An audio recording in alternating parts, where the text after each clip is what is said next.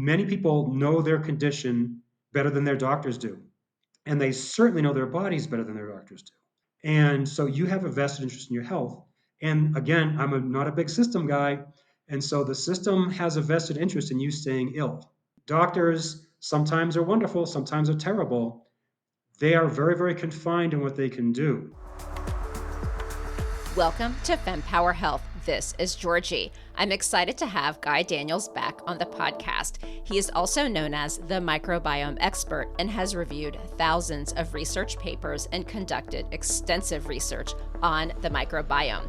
And for this episode, I gave Guy a bit of a challenge. I was like, let's talk women's health, hormones, perimenopause and menopause, and gut health. And Guy did such a great job addressing this because, as you know, when it comes to women's health, there isn't always a ton of research, but he knows so much about the gut health and really does an incredible job explaining how it plays a role in this stage of life. But that's not all. We also cover topics like PCOS, endometriosis, autoimmune conditions, and more, emphasizing how essential gut health is to our overall well-being. And I know that you are going to get so much insight out of this episode because it does span multiple aspects of women's health. So take a listen. Guy, it's so good to have you on Fempower Health. I don't know if you remember, we've never actually seen each other live, ever. Yeah, I guess we did it by phone. Yeah, we did it by phone, I guess, right? Okay. We met in 2020 when I had just started the podcast, and you were working at Thorne at the time. And Mhm. you did such a great job in talking about the microbiome. And then you helped my son and I through some of his challenges. And so I greatly appreciate that. And here we are. You have now left Thorne and you started your own work. And I finally get to see you live face to face. This is instead of a picture, I've only had your bio photo all these years, 4 years later. So it's so great to have you. And I'm really excited to connect with you because with Fempower Health, I've been doing a lot more focus on chronic pelvic pain and perimenopause and menopause because it's something that so many people are talking about and looking for expert tips on. And because I trust your work and know what a great expert you are, and you're so passionate about the gut microbiome, I thought there must be a tie when it comes to our hormones. And so I really appreciate you making time to educate us based on what we know, which we know research is limited on women's health, but I know that you will tell us what the research says. Um, so before we dive in, tell us all about yourself, and then we can dive into this topic. Well, I just recently actually launched my own platform the end of February this year, so it's only been a handful of months. And my youngest son tells me I'm doing really well for that time period. So Nice job. I'm not exactly an expert in social media, but apparently things are going pretty well.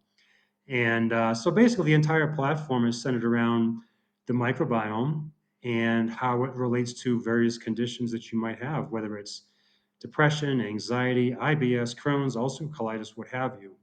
And I have very, very technical, in depth presentations both on my website, which is themicrobiomeexpert.com, and also on my YouTube channel, where I have quite a few followers to date. And so, I cite all my references. It's not like I'm just, making this stuff up off the top of my head, living out of my mother's basements, just throwing darts at a wall. So I cite everything I cite with scientific references. I even provide PMID numbers at times. And I have a different perspective. It's different from others.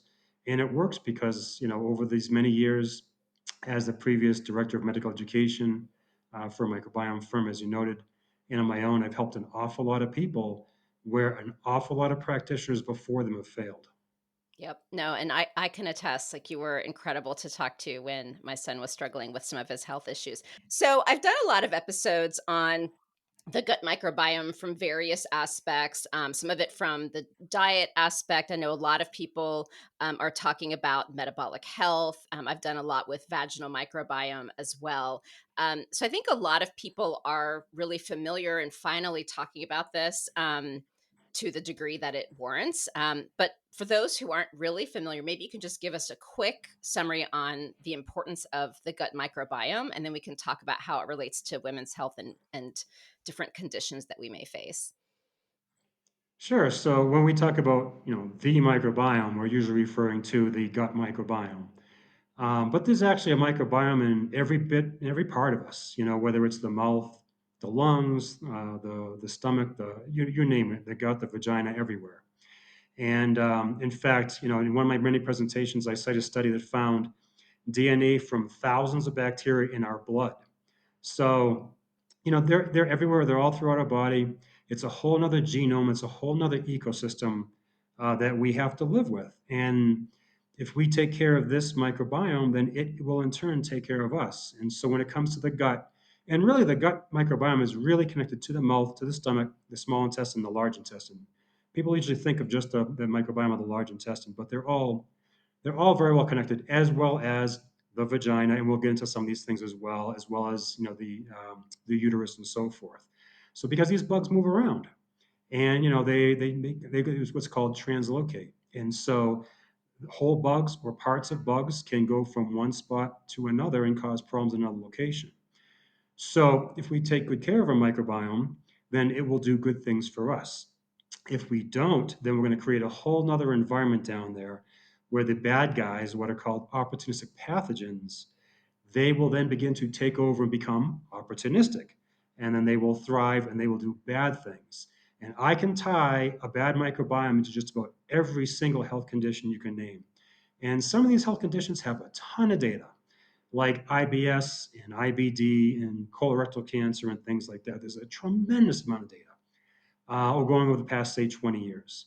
And then some things like our topics today actually do have less data, but we will still be able to tie some stuff in. Okay, good. Yeah, because I was trying to research some stuff to be able to reference things, and I'm like, wow, it's really tough to find the data. So I know that you're like an encyclopedia of the microbiome. So I'm definitely relying on you today. I Um, try, I try. so one quick question too that I do want to address is I feel like it's people are simplifying it as the microbiome and its health is based on your diet. Is it that simple or is it more complicated than that? Well, it's certainly more complicated than that. Okay. But the diet is one of the two or three main drivers of your microbiome health. So I literally have been through thousands and thousands of papers over the years. And as people watch my videos, they'll get an appreciation of actually how much data I've been through. And the diet, it does play a huge role. There's no doubt about that. Everything you ingest affects your microbiome. And even your thoughts affect your microbiome. I just recently launched a presentation on anxiety and depression in the microbiome. And I have some really good, information there as well. So, everything, but especially food does affect your microbiome. However, um, probably more so than that are antibiotics. To me, antibiotics are the number one driver of the microbial health in your gut. I have a whole presentation dedicated to antibiotics in the microbiome. And sure, one round of antibiotics, okay, fine. You're gonna bounce back fine. 2 rounds, fine, okay, whatever. But as time goes on, you're gonna take more and more hits. And the good guys tend to not survive that well, and the bad guys tend to bounce back very quickly and take over real estate. And so antibiotics is a huge, huge play. To me, the number one issue. And then when you get back into diet, when people have what I call a broken gut, where they're just a mess. I mean, they have, every GI symptom you can think of, anxiety, depression, blah, blah, blah, blah, blah, the list goes on. Diet alone, in my experience over these many years, is not going to resolve those issues. You have to actually drive significant environmental shift through how I work. I work in a little different manner than everybody else. And so, sometimes, yeah, diet alone can help and get some results, especially people who aren't that really dysbiotic. But people who are a mess, and I've talked to, girls, women who've been on over 100 rounds of antibiotics in their life, which is just astronomical. And so you cannot fix that with diet alone. I will add the other huge component to this are PPIs, proton pump inhibitors for people who have GERD. I have a whole presentation dedicated to that as well. And they, without a doubt, negatively impact their microbiome. So there's a lot of moving parts here. But yes, antibiotics number one in my opinion, and then you probably put in tied for number two PPIs in diet. Wow. Okay. I am not surprised. And actually I'm glad I asked this question because like I have, so many women will complain about, UTIs and be put on antibiotics. Like that's a Hmm. common one Right. I hear so much, especially in this perimenopause, menopause stage of life. And like I have one friend who is constantly on antibiotics. And every time I hear it, I'm like, oh, please, please don't tell me that you just got prescribed another antibiotic. Because I know from talking to you and so many other experts over the years that try to avoid it as much as we can. And so this is why I'm even more excited to talk about this because I feel like it is this one system and there are all these cores that we're forgetting about because we're trying to solve for these symptoms that keep popping up, but really there's a few core foundational things that we can do to stay healthy. All right, hormones and the microbiome. Okay. What do we know so far? Well, we know, I can tell you one thing that's really key, kind of key, Okay. is that so in the liver, as everyone knows, the liver is responsible for detoxing a lot of, things out of the body. There's a pathway called glucuronidation. It's what the liver does. And I'm gonna see if I can talk with my hands here. Okay, this is not too disturbing, is it? Talk with your hands and So, I'll make sure all to show right. the Well, video version on YouTube. I'm half Italian, so if you tie my hands together, I can't speak. So anyway, so the liver takes these toxins. Okay, it could be a toxin from the outside world, or it could be something that we need to process within our body. And for the purposes of our conversation, we're talking about either estrogen or testosterone. Okay, and it takes this thing, this glucuronic acid, it's a sugar, and it binds the two together. And so this goes, it gets excreted out, through the pancreas and into the duodenum, and then it's supposed to then be ultimately excreted either in the feces or the urine. However, what happens is when you have a dysbiotic microbiome, you have more bacteria that produce what's called beta glucuronidase, which takes that bond and just splits it. So now what happens is you're now reabsorbing either the testosterone and or the estrogen and or a long list of other toxins that are subject to this bond. You reabsorb them and they go back into circulation. So when we get into something like, say endometriosis, which is an estrogen-driven condition, right, for cellular proliferation, then you're reabsorbing all those, estrogen metabolites, and then that was going to the serum, and they're able to actually continue to spur on growth of this endometrial tissue, which could be located in a number of different locations. Or if your microbiome again is absorbing maybe more testosterone, and we don't know all the details on this, more testosterone that plays a role in, for example, PCOS, which is a more of a testosterone driven condition. And so, what is very, very important here to consider is that your microbiome is healthy enough to and this is always going to happen. There's always going to be breaking that bond, but it's a question of degree. How much are you going to break versus the person who does not have PCOS or does not have endometriosis? And to complicate things even further, and a lot of people have SIBO, small intestinal bacterial overgrowth. That is actually my most popular protocol. Um, when SIBO, you have bacteria that have crawled up more, a larger number and different types of bacteria that crawled too high up the GI tract. And so now they're able to break those bonds sooner than if they were, say, further on down the GI tract, more in the colon, because they have crawled up into the small intestine. So again, you have this breaking of these bonds and this reabsorption of not only testosterone and estrogen, but a whole bunch of other toxins that you shouldn't be reabsorbing. I have a question though. You're using the word toxin for hormones. So I Right. just wanna make sure I understand it. Is it more because it's being reabsorbed as opposed to is that why? Well, from the body's perspective, in this case, the metabolites of testosterone and estrogen are Okay. toxins, right? So, but it could be anything from, I mean, there's a long list of these, like these outside world toxins that come in as well, or drugs when you metabolize some different drugs. So this pathway is a pretty common pathway that it processes a lot of different things. And so whatever that thing happens to be, whether it's a molecule from a drug or what have you, we don't want to be reabsorbing it. Okay, got it. And then okay, so I have to ask about endometriosis because this is a very strong community. I have endometriosis. It's why I had struggled with infertility. So I have to do justice to this community because what I do not want is someone taking a clip of this and saying, we now know the cause of endometriosis, or what is Georgie saying on her podcast?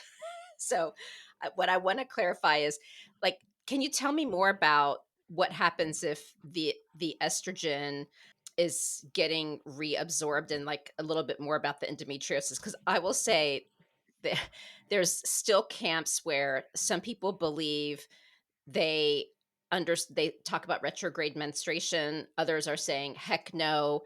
Um, Many are saying it's very complicated. There's trauma. There's all of these other factors. There's still unknown factors.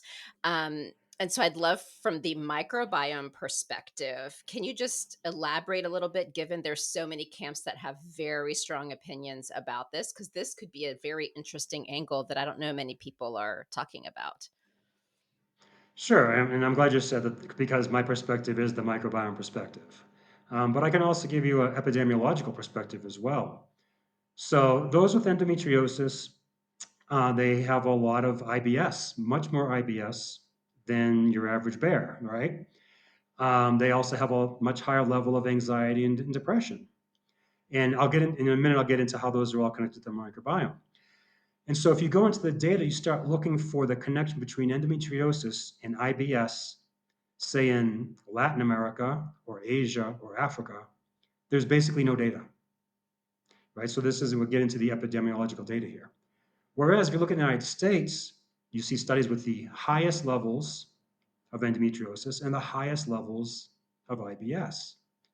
And so this is not like, I think we can, because of that just basic epidemiological data, we can really just say, okay, there's something going on, in the so-called advanced economies, um, where, and this is true for, I mean, you name it, ulcerative colitis, Crohn's disease, autoimmune disease, everything you can think of, basically. This is true for, except for a couple little things, like weird infections. All these chronic degenerative diseases are much higher. The prevalence is much higher in North America and Western Europe. These so-called, and now more days more so in China as well. These so-called advanced economies, et cetera. So what's happening in these countries? Well, the diet has rapidly changed over the years. Mhm. 40% of all meals in the United States are eaten in the car because people are on the go, so they're eating just absolute garbage. The use of antibiotics is, it's becoming much spread more globally as well. But it's been very high in the United States as well. PPI is very high in the United States.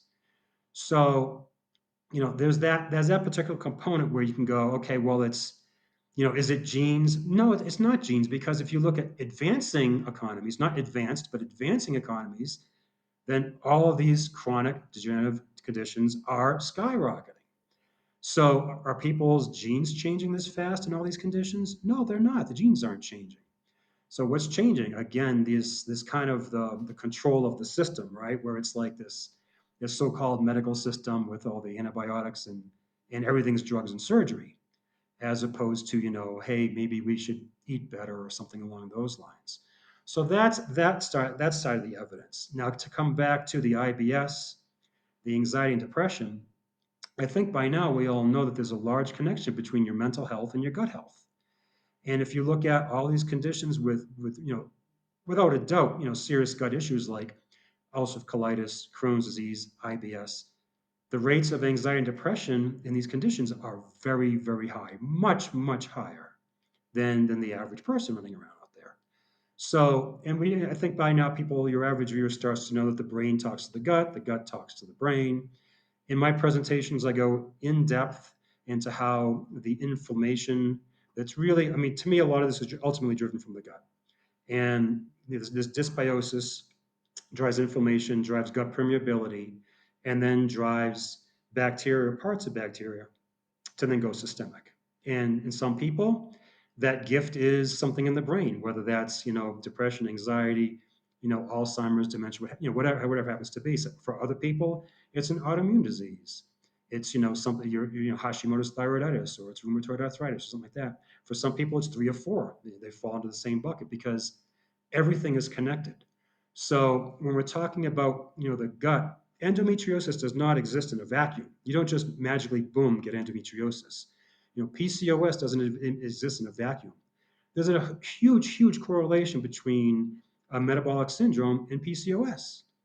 I mean, are we just going to discount that? Or are we going to realize that, 72, 73% of the United States is either obese or overweight?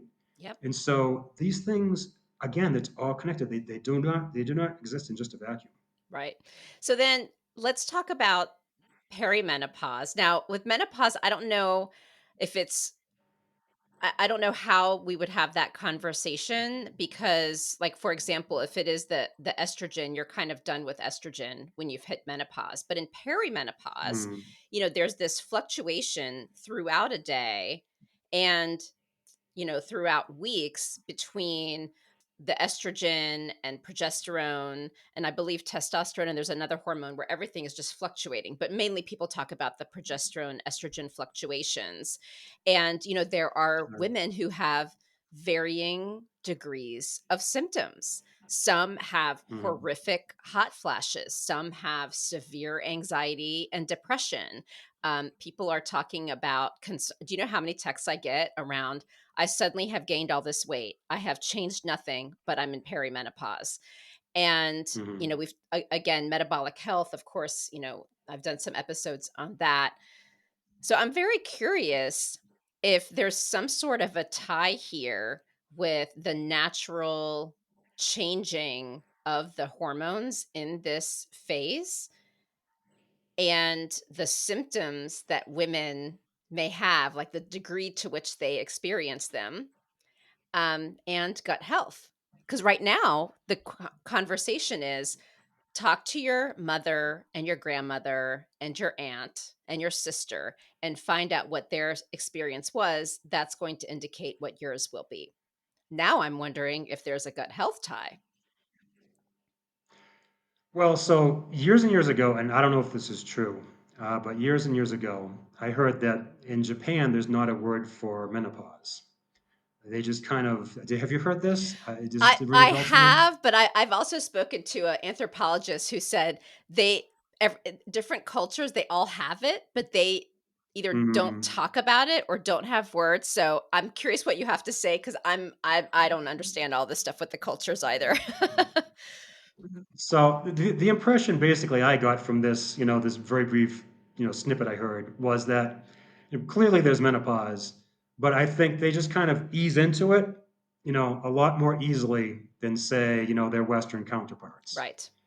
And frankly, there's really very, very, very, very little data for the microbiome in perimenopause. I mean, there are differences between women who are perimenopausal and their microbiome versus those who are menopausal in their microbiome. So there are differences, but we're talking like one or two studies. I mean, it's are very, very few studies. But part of it, clearly, is what we talked about before. But part of it too is just this overall level of inflammation. So you talked about metabolic syndrome. So I have a whole presentation on that's already been launched on obesity and type 2 diabetes. And so, there's a clear connection between the microbiome and those two conditions.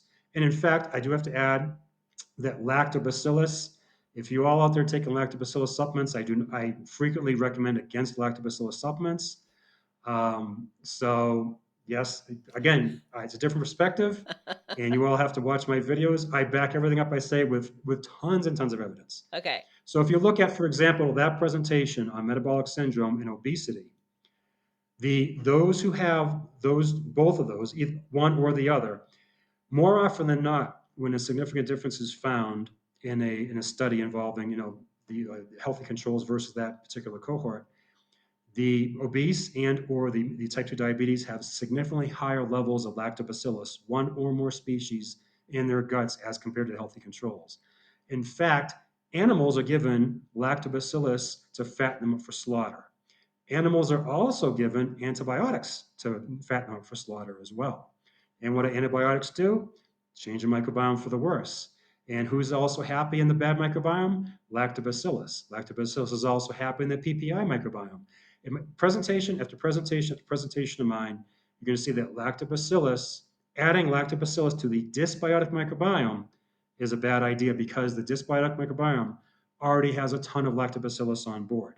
Now, if you're a normal, healthy person, fine, you want to have some, kefir or whatever, okay, fine. In the healthy microbiome, it's fine. But in the dysbiotic microbiome, which these women we're largely talking about, these perimenopausal women, odds are they're dysbiotic. And if they think they're doing themselves good by adding up a whole bunch of lactobacillus, they may want to rethink that. And I have this in presentation after presentation. I talk about this more in depth in my presentation on pH in the microbiome. So that was just a little side tangent I just took right there insofar as trying to rectify the microbiome. So let's go back to inflammation. Right. So the microbiome is going to, in the healthy state, is going to produce these things, among many things that it does, produce short chain fatty acids. And these short chain fatty acids actually have been shown, if we go back to endometriosis, to actually to retard, to inhibit the development of this extrauterine tissue from growing. So these short chain fatty acids are not only present in the colon, but they also make their way into the serum, into the liver, and so forth. So systemically, they're a benefit. We typically think of them as for benefit in the colon, which butyrate is enormously beneficial. Butyrate is, to me, one of the two most important molecules in the human body. So in order to kind of take the role of the Japanese woman, kind of just easing into menopause, right? We have to take a kind of more of a holistic approach to this. Okay. And again, I say everything is connected. So if you are a 40-something-year-old woman who is now having these hormonal changes, maybe earlier than you should, because you're eating terrible food, you're never exercising, you're drinking too much alcohol, et cetera, et cetera, et cetera. You're eating terrible food, just junk food all the time and so forth. You're overweight, you're stressed out, you're unhappy, and again, that your thoughts affect your microbiome as well. Then you're already walking into this already in an inflamed state. And I'm not talking inflammation like, a C. diff infection, which, by the way, antibiotics are the number one cause for C. diff infections. I'm talking about this low, rumbling, chronic level of inflammation. And this is what goes on to cause these other issues like autoimmune diseases and so forth.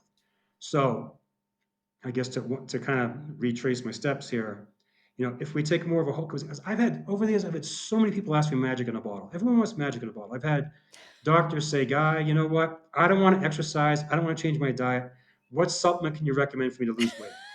And I've had, the old place we used to go to get my hair cut. The guy, I walk in, he'd be like, hey, doc, you know what? This arthritis is whatever is killing me. I tried this supplement. What should I try now? And I mean, he's overweight. He eats like hell. He doesn't exercise. And I'm like, don't do this to me. I'm like, you're looking for magic in a bottle. So I'm like a very anti-magic in a bottle person. I mean, when I have my consultations with people, I change diet frequently. Basically, almost all the time, I Yeah. change some aspect of the diet. I certainly add a regimen that's going to address the microbiome. I add other components that might address, something that's kind of adjacent to that. Sometimes I talk about emotional health. For example, I had a consultation on Friday where, you know, I've done just about everything I can, and this person has improved significantly. But the last steps are up to her, and I'm not going to get into details, but she needs to kind of like be at peace with things, and that's really the last piece of the puzzle. Like here's an example. So many years ago, I had this woman come in, and we talked for an hour. My consults are, they're always an hour. And at the end of the consult, I said, you know what? I said, your diet seems fantastic. I mean, everything seems fantastic. I said, I have no magical, supplement regimen or diet to recommend to you. I said, however, I noticed two things in our consultation. Is one, I'm not telling you how to live your life, but it sounds like you live in a moldy house, and that could be a source of problems. And if I were in your shoes, I would reconsider where I was living.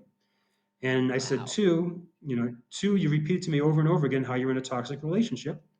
And again, I'm not telling, I'm just, an independent set of ears listening to you. And again, I'm not telling you how to live your life, but if I were in your shoes, I would reconsider, that relationship.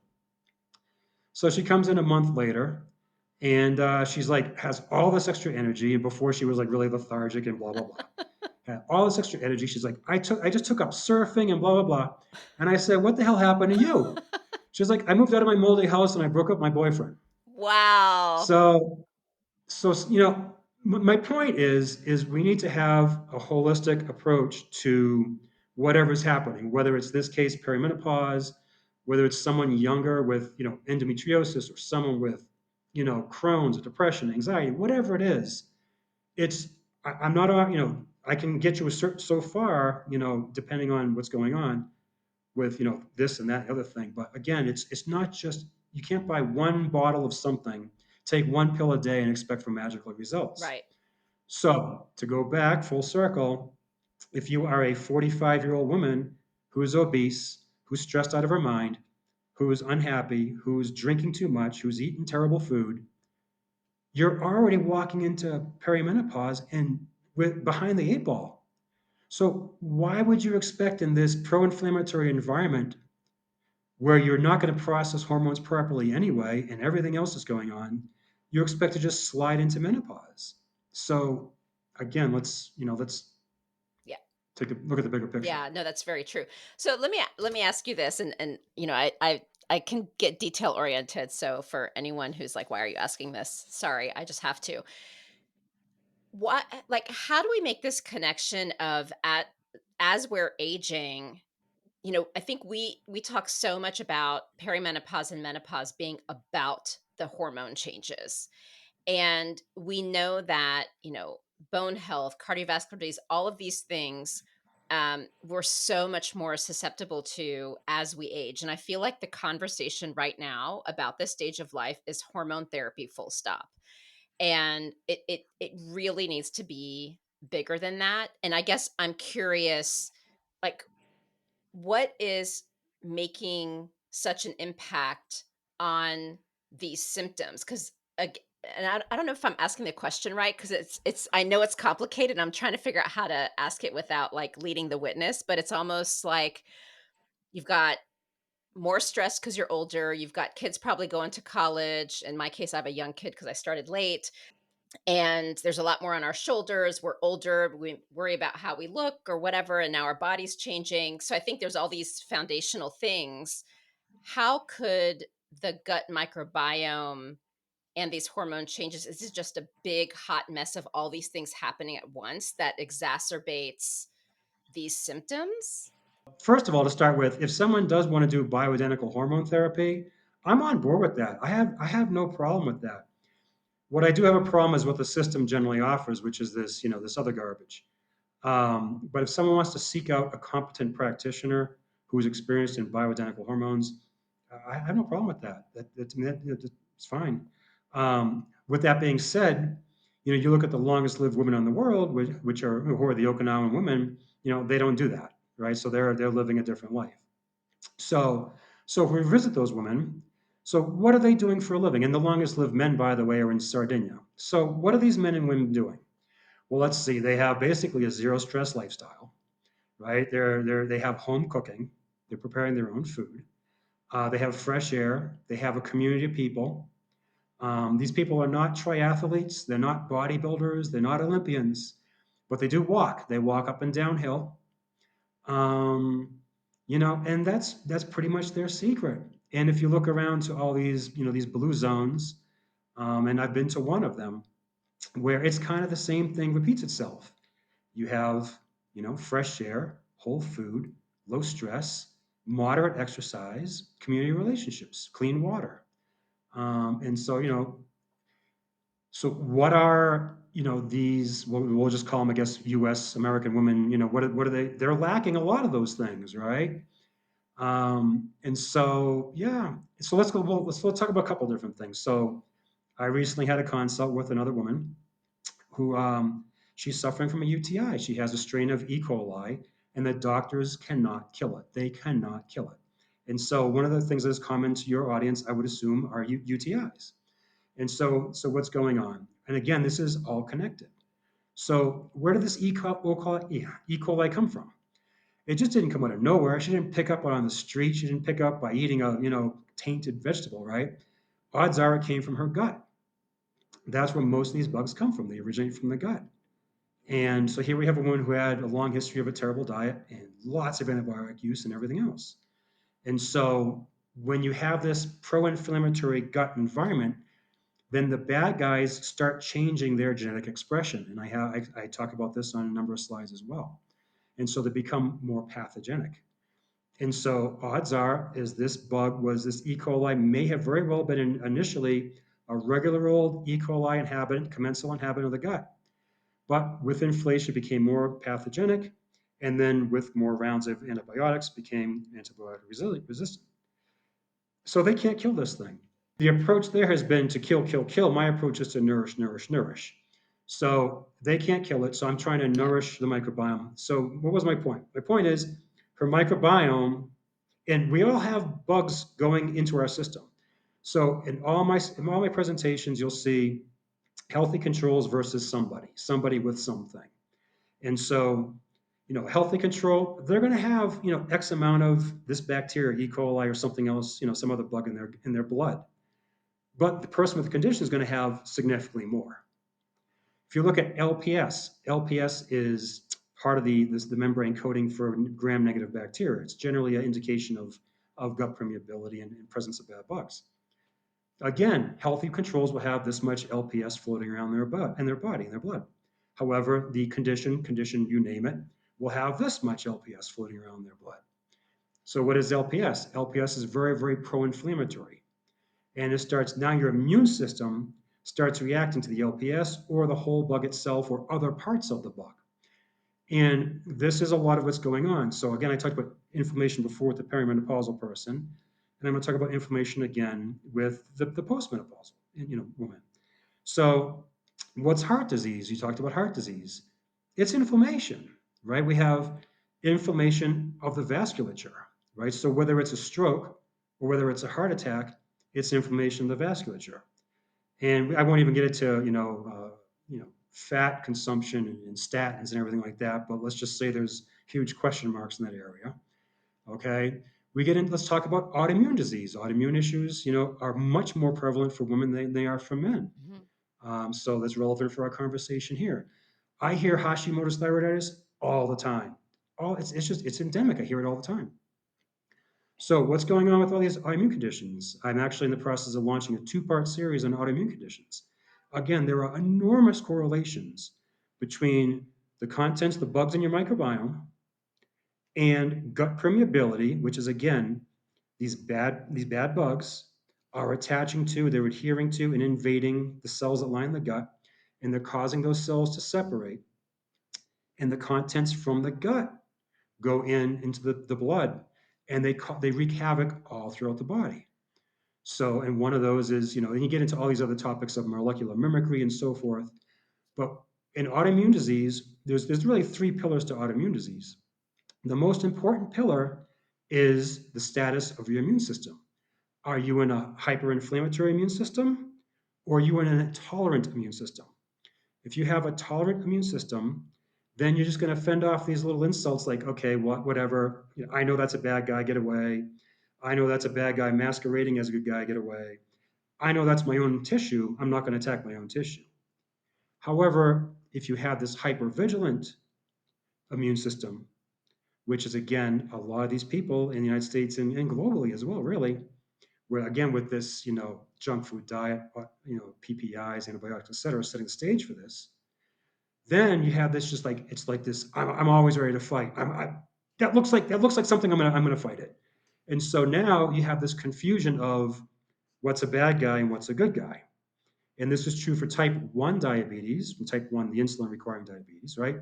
It attacks the beta cells of the pancreas. It can attack the thyroid. It can attack your connective tissue in your knee or some other joint. And so, of the three pillars of autoimmune disease, that's the most important one. Yes, there's a genetic component, and yes, there's a molecular mimicry component. But again, that hyperinflammatory component. That's the one that really, kind of sets the healthy controls apart from the autoimmune patients. So, for these menopausal women who walk into an array of health conditions, you really need to walk into it as healthy as possible, as in low inflammatory status as possible. It's like aging, okay? So I tell people all the time, as you age, it's important to walk into aging with as much muscle tissue as possible. because you're going to lose muscle tissue and you're going to lose bone as you age. So what you want is a better Right. starting point once you get into, say, your 70s, because then you have a better Okay. glide path as compared to someone who just never exercised at all and just is just going to fall off a cliff quickly. If I have this right, as we age, generally speaking, risk of having all of these different things happen to us increases. And therefore, it's even more important for us to be healthy. Granted, we should be healthy from the get go, but it's even more important to monitor. But then the hormone changes are almost an added layer. Can we look at it almost like as those layers? I mean, it's probably way more complex, way more interconnected, but if we wanted to simplify it, it's like baseline be healthy. As you get older, you're at greater risk of things. Oh, by the way, in perimenopause, your hormones are fluctuating. That's going to add to things. And so, if the base is not in great shape, everything else is just going to get worse. Is that a fair summary? I think that would be, yeah. And in fact, and by the way, our microbiome ages as well. So there are clear, well-established differences between the microbiome of, say, a 70-year-old versus, say, a 30-year-old. And this is another presentation I have, is Healthy Aging the Microbiome, where I did a complete meta-analysis, including centenarians, people, who are in their 80s, people with sarcopenia. And so, comparing those various populations against each other. And there are, and I'm kind of hesitant to bring up some of these names, but I'll mention one name. So the superstar of the gut is Faecalibacterium prausnitzii. Okay, that is without a doubt the superstar of the gut. Okay. And and so that particular bacterium, which on average comprises 5% of the microbiome, is significantly reduced in those with, say, sarcopenia, or significantly reduced in those who are frail versus the Okay. non-frail. Okay, so that's one of a number of very, very amazing health promoting bacteria that is reduced with age. But we can feed that bacteria. We can feed it because it likes certain fuels. Okay, and it doesn't like, for example, protein. All right, so people like, right now there's this huge fad for all these high animal protein fat diets, and I'm not in agreement with that. And if you look at the longest of people on earth, we go back to these men from Sardinia, the women from Okinawa. They're not eating 5 chickens a day. So they're eating a balanced diet. I eat protein. I love animal protein. But again, like, everything shouldn't be 100% Yep. protein. So we can feed the great bugs, the F. prausnitzii of the world, the roseburys of the world, the ruminococcus, all those. There's a long list of great bugs. They pretty much come from three families, and they like prebiotics, and basically everything you throw in your gut's a prebiotic, but from a certain class. And it's these sugars that are broken in bonds. Once again, we get back to bonds, that bonds that we cannot break with our own digestive enzymes, but bonds that these bacteria can break further on down the GI tract. And then we feed them, and this is how we can feed them with food. I use an awful lot of prebiotics when I'm working with people, and I use them in combination because it's a bad idea to use one prebiotic. And I use them at proper dosing to drive significant environmental shift. So for those of your listeners who are concerned, okay, I want to age well, I'm concerned about osteoporosis, and by the way, your osteoporotic health is also tied to your microbiome. One of the things that a healthy microbiome does is help you increase calcium absorption. So there's one facet. Another facet is, again, inflammation. Okay, bone health is a function of inflammation. Oh, another thing I should add, since I mentioned the lactobacillus before, dairy products are not a good idea for osteoporosis. So I have, in my book that I wrote many years ago, I had a huge chapter on this. There are hundreds and hundreds of authors and scientific papers that come to that same conclusion. So, is there calcium in dairy products? Yes. But there's also a lot of sulfur in dairy products in the methionine and cysteine, which are both amino acids. So, you're actually having a net loss of calcium. So, what happens? And I talk about this in my presentation on pH and the microbiome, is the pH of your blood remains very, very constant. If it doesn't, you're dead. So, there's none of this like I'm drinking lemon water to balance my pH. That's nonsense. Okay. You need to properly balance the things that tend to drive you to an acidic balance. So as soon as you go acidic, boop, you're not going to get very far. The body's not going to get very far because you're going to draw calcium from the bone boop, to keep you right at that pH. Okay, so it's a very fluid process. You're Okay. not going to notice a difference. But over time, if you're eating, say, all I'm eating is steak for a living, or steak and yogurt, whatever, right? Then all these the sulfur, all these methionine and cysteine are coming into the body, and you're constantly drawing off the calcium from the bone to neutralize that tendency to want to go acidic. Okay, and so they actually call dairy products, they call milk liquid protein. That's what they call milk liquid protein. So we know high protein diet is not good for bone. Yep. Okay, like the Eskimos. Okay, the Eskimos had terrible osteoporosis when all these Eskimo heart studies they were doing. They had terrible osteoporosis.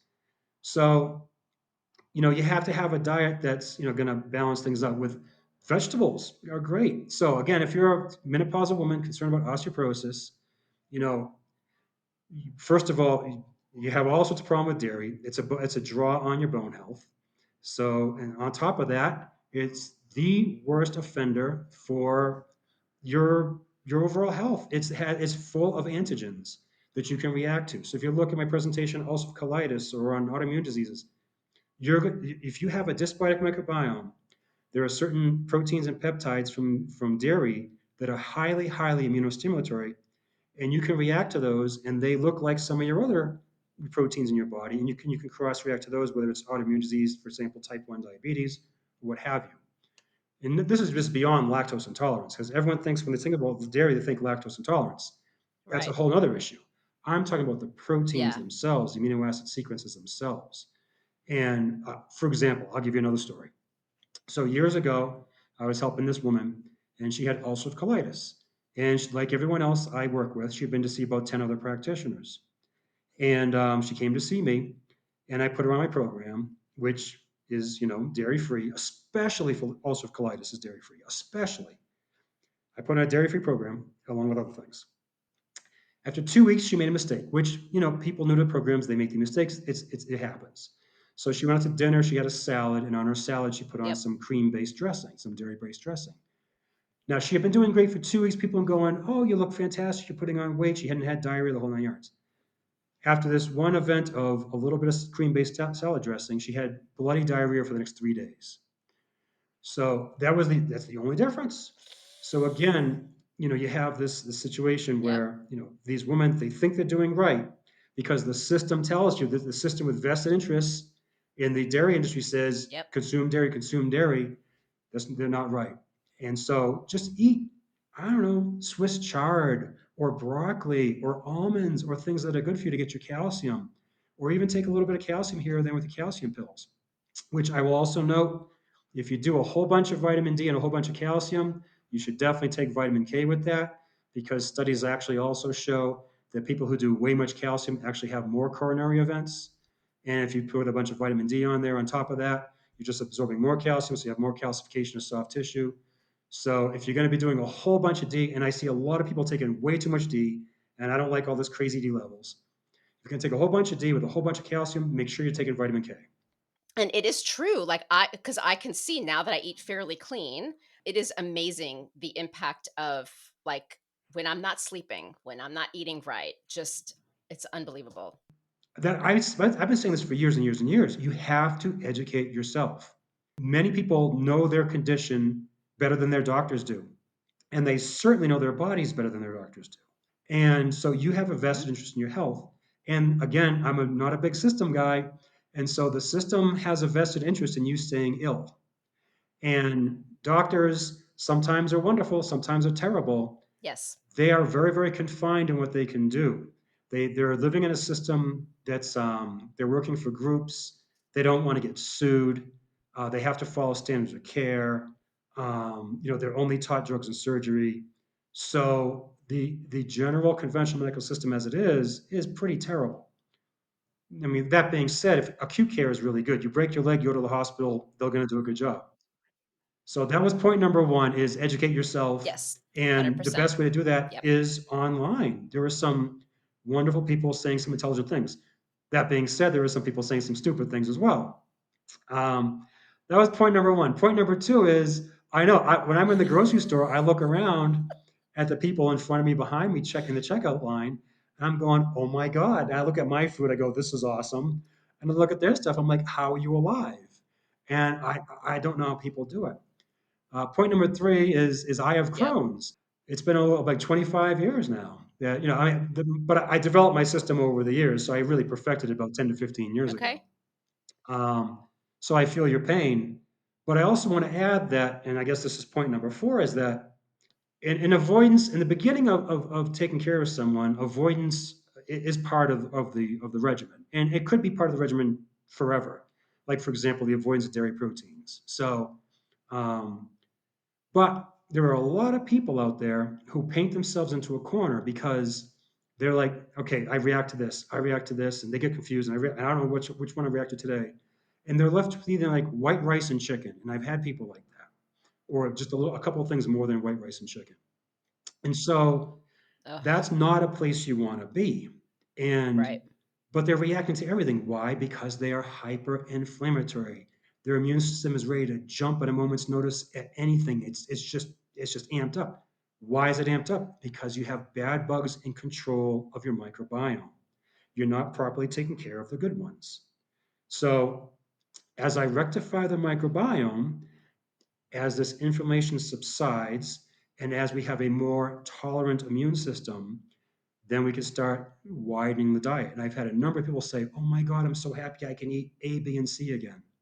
And so these people are thrilled they can go back to eating certain foods that they hadn't been able to eat for years. But again, it comes back to inflammation. So I think if there's a common theme here about Right. anything, it's the immune system and inflammation is really what Yeah. drives a lot of. We could have a conversation on any health topic, and I can bring it back to that. And where does that come from? That's driven in large part by the microbiome. Yeah. No, it makes so much sense. Like even back to that endo piece, I remember endo belly was a big hashtag for a while there. And I'm like, what I kind of noticed is Mm. once I really started monitoring things that I was eating and, my sanity and things like that, I suddenly didn't really have the endo belly. So people try to attribute it just to endo, but I really do think it is the inflammation process. Well, to take that a step further too, so there are studies, there are a number of studies for endometriosis and for the microbiome. So there are differences in the fecal microbiome in endometriosis versus healthy controls, the vaginal microbiome, the cervical microbiome, and the microbiome of the peritoneal cavity. And so, again, like I said, the bacteria they can translocate, they can move around. So, when you have like bacterial vaginosis, that could have come from the gut. When you have a UTI, that could have come from the gut. Well, guess what? There's also thinking that from the gut to the vagina, cervix, etc., you have, and studies show this. Studies actually also show more E. coli in the serum of endometriosis subjects versus healthy controls. So you have this E. coli, which is the poster child for bad bacteria, working its way into the uterus and into the peritoneal cavity. And not just the whole bug itself, but also its LPS, it's throwing off LPS, causing this pro-inflammatory environment, which is then, driving this, who knows, what the prevailing theory of the day is with this retrograde, menstruation or what have you. But again, you're looking at a pro-inflammatory environment there. And there's a lot of data to back that up. Okay, I do have to ask this question before we close. You mentioned because this is another thing on all these discussions on perimenopause and menopause is bioidentical hormones. Okay, you said that they're okay and that the other crap you don't like. Can you just address that? And I'm so scared what everyone's going to say, but just tell us from your data driven perspective what you meant by that.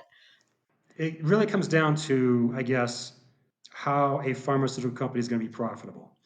So, pharma companies can't make a patent in general, the vast majority of the time, on something that's naturally occurring.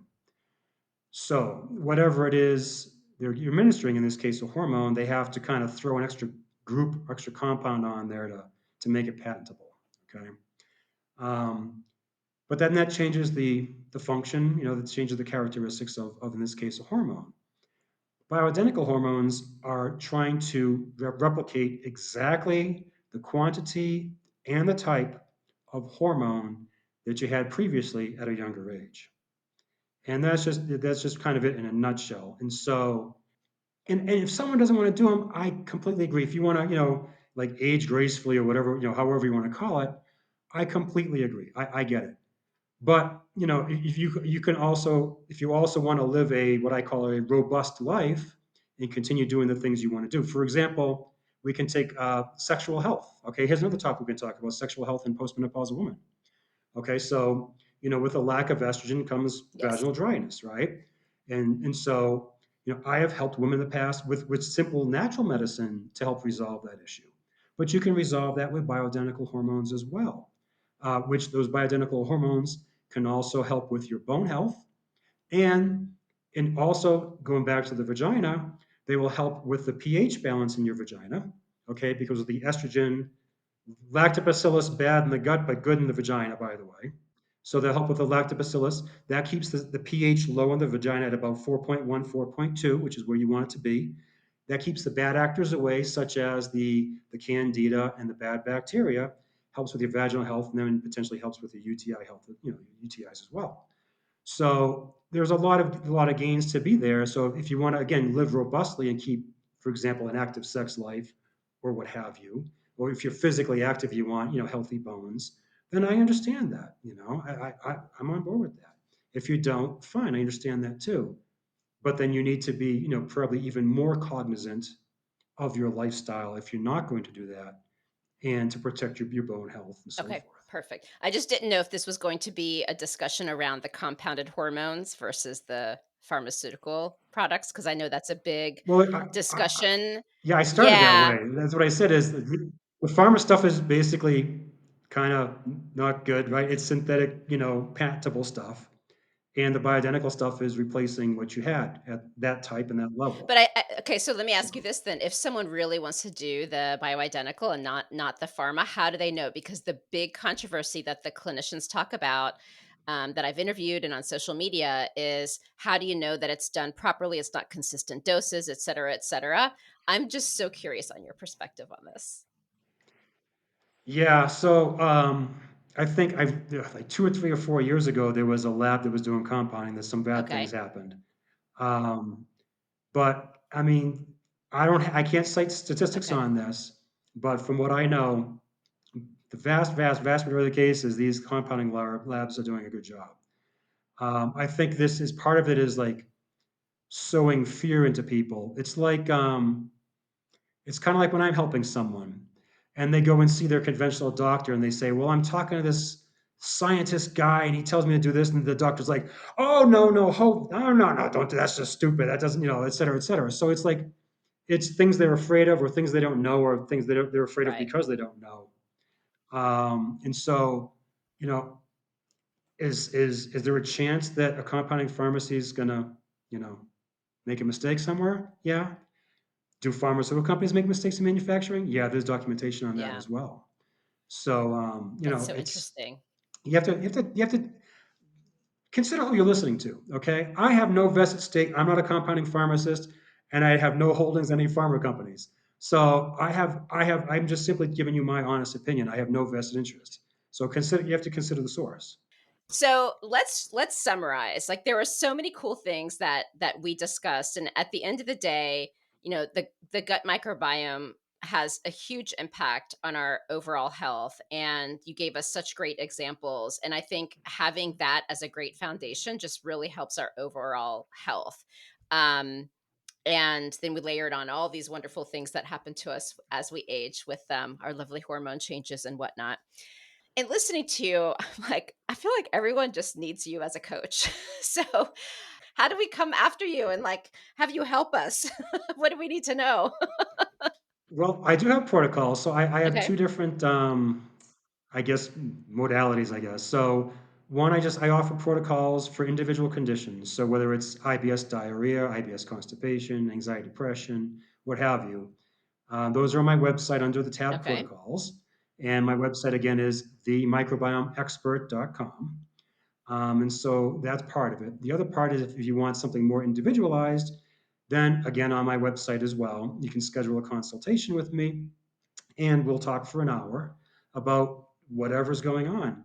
And during those consultations, I follow the same format I've followed for years is I just get the person to start talking because Whoever has the problem, whatever's going on, they have the answers. They have all the information for me.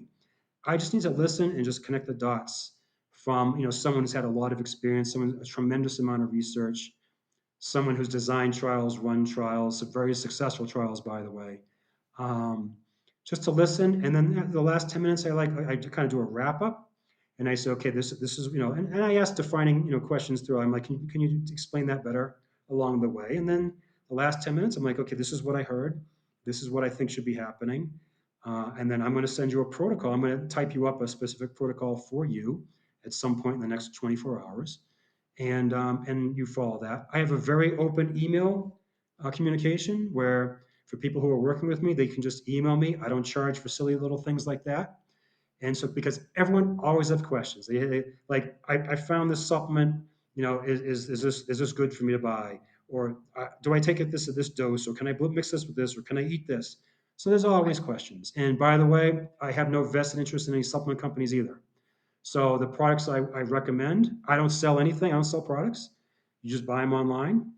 And my goal is to get people better as quickly as possible, which I have a long history of doing. You can also see testimonials on my website. And I want that one person to tell Okay. 5 people. And that's my goal. And get people better, because I have been in their shoes. Again, I still have Crohn's. You never get rid of it, but I manage it fantastically over these many years. And so I've been in these people's shoes. So that's what makes me so passionate about what I do, is because I have been there. I've been sick. I've been to see a bunch of doctors who were absolutely useless, watch my presentation on Crohn's and the microbiome, and I can get Okay. people better. I know we need so much more research in women's health, but I do believe the foundations that we do know seem to apply. And so I hope people For sure. take our conversation into account for their own health journey. So thank you so, so much. This was wonderful. Thanks for having me. And that wraps up another insightful session here on the Perimenopause and Menopause channel of the Fempower Health podcast. Before you go, I've got 2 quick, exciting invitations for you. First, join our vibrant community by subscribing to our newsletter. And it's not just any newsletter, it's your frontline update on groundbreaking women's health research, the latest health enhancing products, and unique discoveries you won't want to miss. All of this delivered straight to your inbox, cutting through the noise of social media algorithms.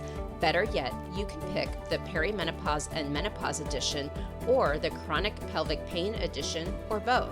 Second, if you enjoy our perimenopause and menopause content, don't forget that we also have a main Fempower Health podcast feed that covers a wider range of women's health topics. Additionally, if you're interested in chronic pelvic pain, you can subscribe to that specific feed too.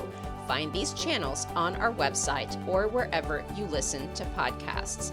And if you love today's insights, show your support by rating and reviewing our podcast. Your feedback is more than just a pat on our backs. It lights the way for others seeking guidance and community in their health journey, amplifying the voices that need to be heard. And for a deep dive into today's topics, check out the show notes and explore our website at fempower-health.com. Our site is a treasure trove of knowledge neatly categorized by topics of interest, ensuring you find exactly what you need to empower your health journey. And your voice matters to us deeply. Whether you have a question, a story to share, or feedback on our episodes, reach out directly at info@fempower-health.com. Drop us a message on social media or hit reply on any newsletter. Your insights inspire our conversations. And don't forget to follow us on social media for more updates, tips, and community interactions.